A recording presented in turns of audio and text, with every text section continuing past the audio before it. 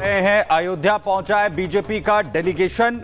पीड़िता से मिलने के लिए बीजेपी नेता पहुंचे हैं। ये बड़ी जानकारी आपको दे रहे हैं, जहां पर पीड़िता से मिलने के लिए बीजेपी का डेलीगेशन अयोध्या पहुंच चुका है। पीड़िता से मिलकर बीजेपी नेतृत्व को रिपोर्ट सौंपी जाएगी। तो बड़ी जानकारी आपको दे रहे हैं, अयोध्या बीजेपी का डेलीगेशन पहुंच चुका है, जहां पर पीड़िता से मुलाकात बीजेपी के डेलीगेशन के जो लोग हैं वो मुलाकात यहां पर पीड़िता से करेंगे, घटना के बारे में जानकारी लेंगे, परिवार जो है उनके साथ मुलाकात होगी, रिपोर्ट तैयार की जाएगी और बीजेपी नेतृत्व को रिपोर्ट बीजेपी डेलीगेशन की तरफ से सौंपी जाएगी। तो बड़ी जानकारी आपको दे रहे हैं। वहीं पीड़ित परिवार से मुलाकात के बाद सांसद बाबूराम निषाद ने क्या कुछ कहा है, आपको सुनवाते हैं।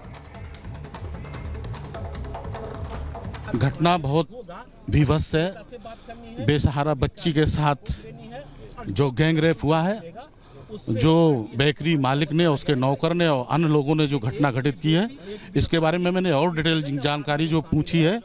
ये हैबिचुअल अपराधी है। ये कई ऐसी घटनाएं गांव में घटित कर चुका है। पैसे और बाहुबल के आधार पर हमेशा दबाता रहा है।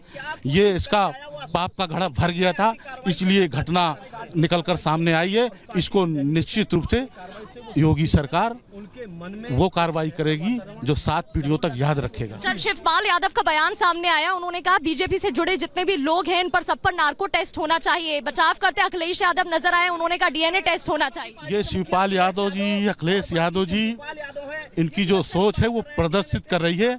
ऐसे व्यभिचारी और दुराचारी को बचाने की बात करते हैं। कार्रवाइयां जब होती हैं, बच्ची की आवाज पूरा देश और पूरी दुनिया, पूरा प्रदेश सुन रहा है, उसके दर्द से सब कोई अवगत हो रहा है, लेकिन इनके कान में जू नहीं रेंग रही है और ये भी डीएनए के भी जांच की बात कर रहे हैं। ये तो बड़ी निर्लज्जता की बात है। कोई संदेश सपा को आप देना चाहेंगे? मैं ऐसे सब अताताइयों को, भ्रष्टाचारियों को और ये दुर्दांत अपराधियों को सरकार संदेश दे रही है, ये बचने वाले नहीं हैं। ये मुंह जो उठा रहे हैं, जो जनता के साथ में जो घटनाएं घटित कर रहे हैं, ये सरकार इनको कुचलने का काम करेगी। तो सांसद बाबूराम निषाद को आप सुन रहे थे, जो सपा पर हमला बोलते हुए। और प्रगति और राघवेंद्र हमारे साथ लाइव जुड़ चुके हैं। राघवेंद्र, अपडेट क्या है? क्या मुलाकात हो चुकी है? पीड़ित परिवार से बीजेपी का डेलीगेशन पहुंचा था या मुलाकात करने वाले हैं? क्या तस्वीर सामने आ रही है वहां से, क्या अपडेट?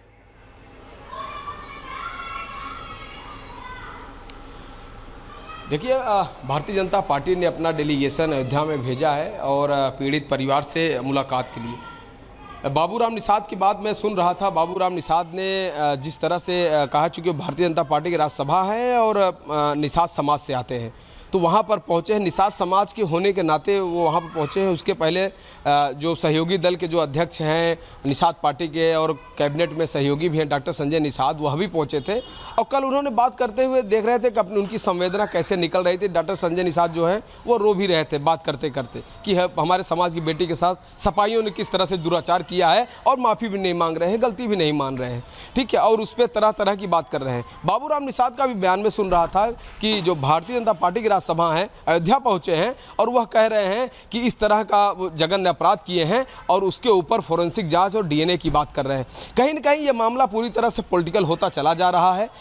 लड़की का तो इलाज हो ही रहा है, वह घायल है, उसके जांच के लिए तमाम लोग लगे हुए हैं, लेकिन इस पे लगातार जिस तरह से बातचीत हो रही है, बयानबाजी आ रही, चाहे अखिलेश यादव का ट्वीट हो, चाहे शिवपाल सिंह यादव का बयान हो, या खुद जो अवधेश प्रसाद यानी जो फैजाबाद के जो सांसद हैं उनका जिस तरह से असंवेदनशील बयान आया है, उन सब चीज़ों को लेकर अब भारतीय जनता पार्टी पूरी तरह से इनके ऊपर हावी है। लगातार हमला जो है वो बीजेपी की तरफ से बोला जा रहा है, क्योंकि जिस तरीके के बयान लगातार समाजवादी पार्टी उनके मुखिया देते हुए नजर आ रहे हैं। प्रगति भी हमारे साथ यहां पर बनी हुई है। प्रगति, कौन कौन डेलीगेशन में यहां पर पहुंचा है? मुलाकात हो रही है या हो चुकी है? बिल्कुल सुमित, मुलाकात हो चुकी है। 12 बजे का पहले वक्त बताया जा रहा था। 12:45 बजे करीब बीजेपी के जो जनप्रतिनिधि मंडल के सदस्य हैं वो सभी यहां पर पहुंचे। बाबूराम निषाद यहां पर पहुंचे, सांसद हैं। इसके अलावा नरेंद्र कश्यप यहां पर राज्य मंत्री हैं, वो पहुंची। संगीता बलवंत जो कि मंत्री रह चुकी हैं, सांसद हैं फिलहाल, वो पहुंची। इसके अलावा आपको तस्वीरें दिखा देते हैं। निरंजन ज्योति जो कि साध्वी निरंजन ज्योति हैं, वो भी मंत्री रह चुकी हैं। फूड प्रोसेसिंग मिनिस्ट्री उनके पास रही है, वो सांसद भी रही हैं, वो यहाँ पर पहुंची हैं। उनसे अभी हमने बातचीत भी की थी। भी दोबारा बातचीत करने की कोशिश करेंगे। जब हमने बाबूराम निषाद से बात की तो उन्होंने बताया कि ये मोहित खान नाम का जो शख्स है ये कोई ऐसा ही अपराधी नहीं है, ये हैबिचुअल अपराधी है, ये कोई पहला मामला नहीं है, ये मामला तो उजागर हो गया, सामने आ गया, इस वजह से इतना बड़ा जो टूल है पकड़ता दिखाई दिया और अब एक्शन लिया जा रहा है। कल जब बड़ी कार्रवाई हुई थी, बुलडोजर एक्शन हुआ था, वो तस्वीरें भी हमने आपको दिखाई थी जहां ध्वस्तीकरण की कार्रवाई की गई है और जो पूरी प्रॉपर्टी थी उसको ध्वस्त कर दिया गया है। इसके बाद कहा जा रहा है कि आगे भी जो अवैध ठिकाने हैं उनको ध्वस्त किया जाएगा। इतना ही नहीं, अभी ये जो काफिला है वो आगे बढ़ चुका है, अभी अस्पताल पहुंच रहे हैं, सदर जिला अस्पताल, जहां पर आप नजर बना के रखे, तमाम अपडेट्स आपसे लेते रहेंगे। तो लगातार देखिए जिस तरीके से बीजेपी का डेलीगेशन पहुंचा है, पीड़ित परिवार से मुलाकात होगी और इसके बाद क्या कुछ निकलकर सामने आता है ये देखना होगा। लेकिन आपको बता दें कि अभी तक जब ये मामला निकलकर सामने आया, 4 दिनों तक अखिलेश यादव ने इस पूरे मामले को लेकर कुछ नहीं बोला, लेकिन जब वो सामने आते हैं तो अखिलेश यादव से लेकर शिवपाल यादव एक तरफ ये कह रहे हैं कि डीएनए टेस्ट होना चाहिए, तो एक ये कह रहा है कि नार्को टेस्ट होना चाहिए। लेकिन आरोपी मोहित खान को लेकर कोई भी कुछ भी बोलता हुआ नजर नहीं आ रहा है। अब इसी को लेकर बीजेपी हमलावर है और ये कह रही है कि समाजवादी पार्टी जो है तुष्टीकरण की राजनीति कर रही है, वोट बैंक की राजनीति कर रही है। क्या कुछ हो रहा है इस पूरे मामले को लेकर रिपोर्ट के जरिए दिखाते हैं।